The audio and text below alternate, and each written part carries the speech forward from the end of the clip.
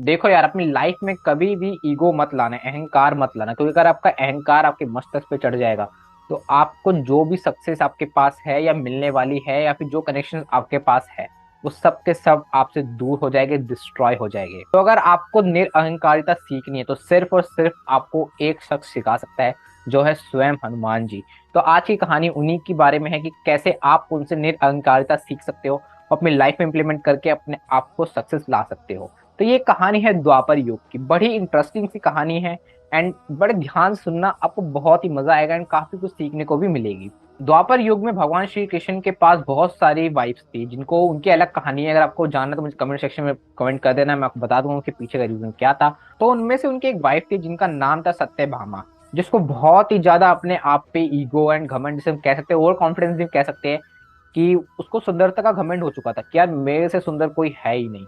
मतलब जो प्रभु है, जो प्रभु नाथ है, मतलब दुनिया को चलाने वाले, वो मेरे पे मोहित है, तो मतलब मैं सबसे ज्यादा सुंदर हूँ।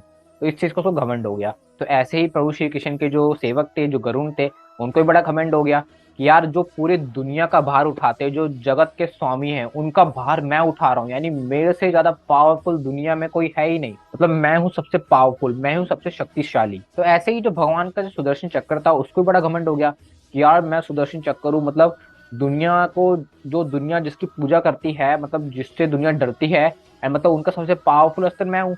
मतलब जितने भी भगवान श्री नारायण ने जितने भी मतलब लोगों को मारा, वो मतलब सुदर्शन चक्र से मारा। मतलब मैं सबसे ज्यादा पावरफुल हूँ, मतलब मेरे आगे कोई टिकेगा ही नहीं, मतलब मैं दुनिया का सबसे पावरफुल एंटिटी हूँ। अब जब इन तीनों को घमंड हो गया तो भगवान श्री कृष्ण ने एक लीला रची। अब ध्यान सुनना, ये कहानी बहुत इंटरेस्टिंग कहानी है। अब भगवान श्री कृष्ण ने जो लीला रची, वो बड़ी ही इंटरेस्टिंग लीला थी। उन्होंने क्या किया, उन्होंने गरुण को एक दिन आदेश दिया, उन्होंने गरुण को बुलाया कि भाई चलो आओ भाई। तो गरुण पहुंचा भाई, कि मतलब नमस्कार करते हुए कि मतलब भगवान श्री कृष्ण, मतलब क्या आपका आदेश है ना, मतलब मैं क्या फॉलो करूं, मतलब आज आपने मुझे कैसे याद किया। तो भगवान श्री कृष्ण कहते कि आज मुझे मेरे एक भक्त की बहुत याद आ रही है। रामायण युग में मेरा एक भक्त था हनुमान, एंड वो निरंतर मेरा जाप करते हैं। आज मेरा उनसे मिलने का बहुत मन कर रहा है, तो आपको बस छोटा सा ही काम है। आपको हनुमान जी से जाना है एंड उनको बुला के लाना है, उनको बोलना है कि द्वारकाधीश बुला रहे हैं उनको। अब जो गरुण होता है वो पहले कंफ्यूज आता है कि यार रामायण मतलब इतनी पुरानी हो गई है एंड हनुमान जी कब तक जीवित हो गए, तो उसके मन में शक हो जाता है। अब इस शक को, वो तो प्रभु नारायण है, वो सब जानते हैं, वो पढ़ लेते हैं, तो वो बोलते हैं कि आपको संदेह करने की नीड नहीं है।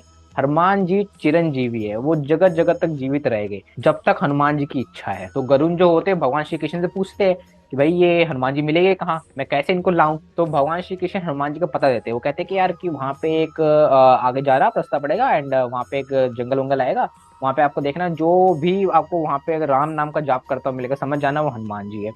अब गरुण उड़ता हुआ जाता है हनुमान जी के पास एंड वो बोलता है कि ठीक है भाई, आप हनुमान जी हो और आपको द्वारकाधीश ने बुलाया है।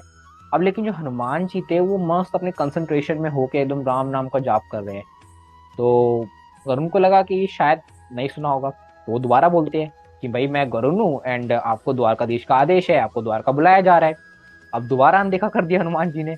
अब गरुण को लगा कि यार शायद मतलब भाई इतनी एजिस हो गई, क्या पता इनकी कान की सुनने की क्षमता खत्म हो गई। अब वो थोड़ा पास आके बोलता कि आपको भगवान श्री कृष्ण ने बुलाया है, द्वारकाधीश ने बुलाया है। अब हनुमान जी ने कोई रिस्पॉन्स ही नहीं दिया इस पे भी।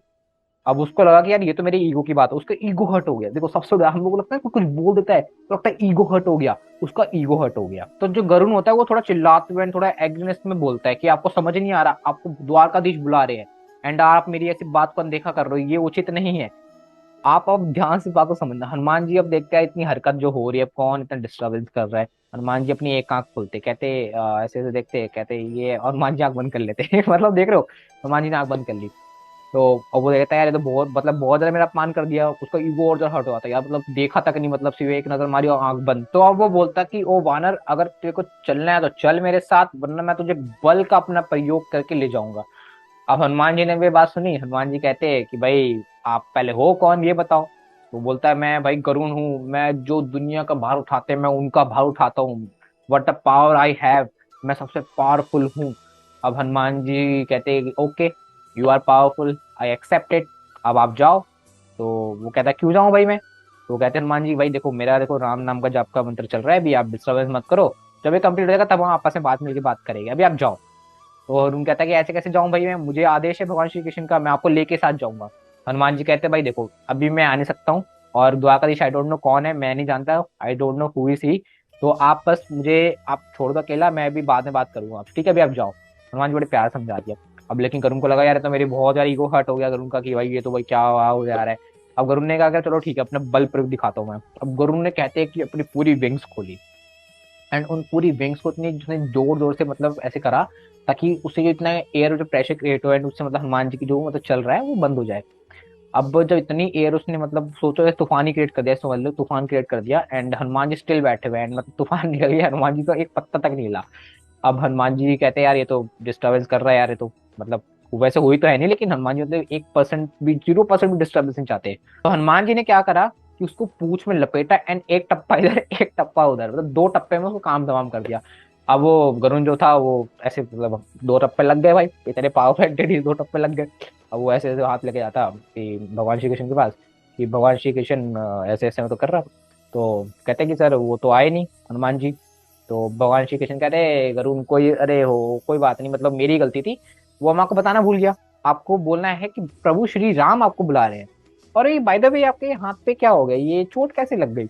तो गरुण बोलता है कि वो कुछ नहीं, मैं ऐसे उड़ के जा रहा था, मैंने इतनी, आपको पता ही है मैं कितनी फास्ट उड़ता हूँ, तो वो देखा नहीं मैंने, मतलब वो पोल आ गया था बीच में, मेरे पोल लग गया। तो भगवान श्री कृष्ण हंसते हुए कहते हैं अच्छा भाई ठीक है भाई। तो जो गरुण था उसको भाई पिट पिटा के आया वो ऐसी भी हो। तो उसको थोड़ा शक हुआ कि यार फिर दोबारा जाऊंगा, दोबारा पिट पिटा जाऊंगा मैं, तो वो थोड़ा संदेह से पूछता कि मतलब बाबू मैं डाउट नहीं कर रहा हूँ आप पे, हनुमान जी आएंगे, मतलब राम जी के नाम लेते हुए भी। तो भगवान श्री कृष्ण कहते अरे कोई नहीं आएंगे, अगर नहीं आए तो अपना बल का प्रयोग करके ले आना। अब गरुड़ सोच रहा होता है यार बल का प्रयोग किया था तभी तो हाथ का ये हाल हो गया। तो वो कहता है डरते डरते, तो अभी आदेश है भाई द्वारकाधीश का, पहुंचता है हनुमान जी के पास। पिछली बार तो कान पे आके बोल रहा था कि द्वारकाधीश ने बुलाया है, अब की बार वो 20 मीटर डिस्टेंस से बोल रहा है डरते हुए, ऐसे हाथ मिलते हुए कि अरे भाई आपको श्री राम ने बुलाया है। अब हनुमान जी जैसे ही नाम सुनते श्री राम, तो पहले तो वो प्रणाम करते कि भाई आप हमारे प्रभु का नाम लेके आए, एंड मतलब लेके आए कहाँ जाना है, वो पूछते हैं आपको द्वारकाधीश बुला रहे हैं, मतलब द्वारका में आपके प्रभु श्री राम बुला रहे हैं। अब जब हनुमान जी ने ये बात सुनी, अब यहाँ पे देखो सीखने वाली बात क्या है। आप सभी को कुछ ना कुछ घमंड होता है यार कि मैंने आईआईटी क्लियर कर ली भाई, मेरे पे ये एजुकेशन, मेरे पे वो क्वालिफिकेशन है, तो हम अपने छोटे लोगों को ट्रीट अच्छे से नहीं करते हैं, हमें लगता है कि हम ही सब कुछ है। बट अल्टीमेट जो कॉज उसके पीछे का हो रहा है वो किसी स्पेसिफिक रीजन की वजह से हो रहा है। अब गरुण का क्या घमंड था कि मैं सबसे ज्यादा पावरफुल हूँ, मेरे साथ स्पीड किसी की है ही नहीं। अब गरुण इतने में जब ब्लिंक करता उड़ने के लिए, हनुमान जी द्वारका पहुंच चुके थे। अब हनुमान जी जैसे ही द्वारका पहुंचे, अब उनका गेट पे सामने सुदर्शन चक्र से। अब सुदर्शन चक्र बोलता कि यार मतलब आप कौन हो। वो बोलते प्रभु श्री राम ने बुलाया है। वो कहते हैं यहाँ कोई श्री राम नहीं रहते, यहाँ तो द्वारकाधीश रहते, प्रभु श्री कृष्ण रहते हैं, और बिना अनुमति के मैं आपको अंदर जाने दूंगा नहीं, परमिशन नहीं है तो नॉट अलाउड। तो हनुमान जी कहते भाई देखो यार परमिशन में पे है, मुझे बोला गया है आपको जाने दो, मुझे डिले मत करो।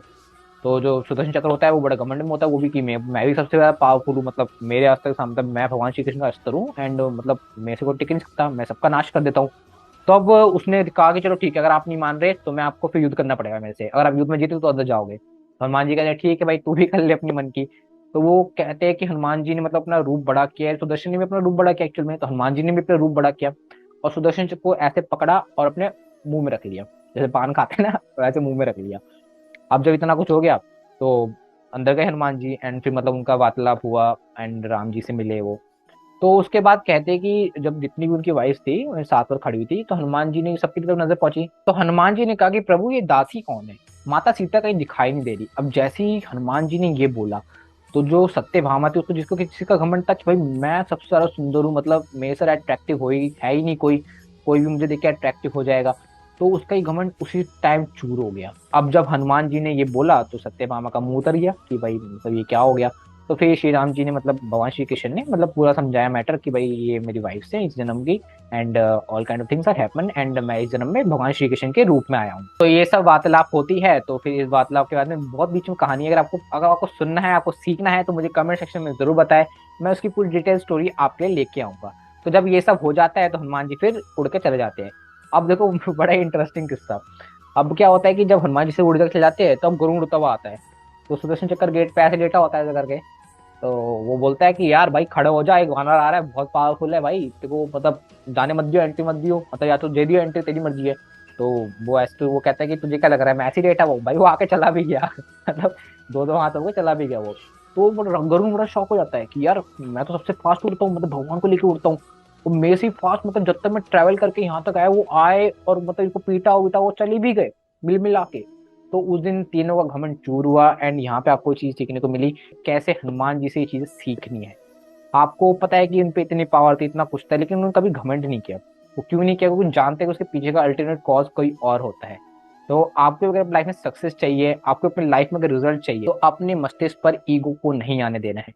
तो आई होप आपको मेरी वीडियो पसंद आई होगी। ऐसे ही वीडियो को, चैनल को सब्सक्राइब कर दो दोस्तों। मिलते हैं फिर एक नेक्स्ट वीडियो में।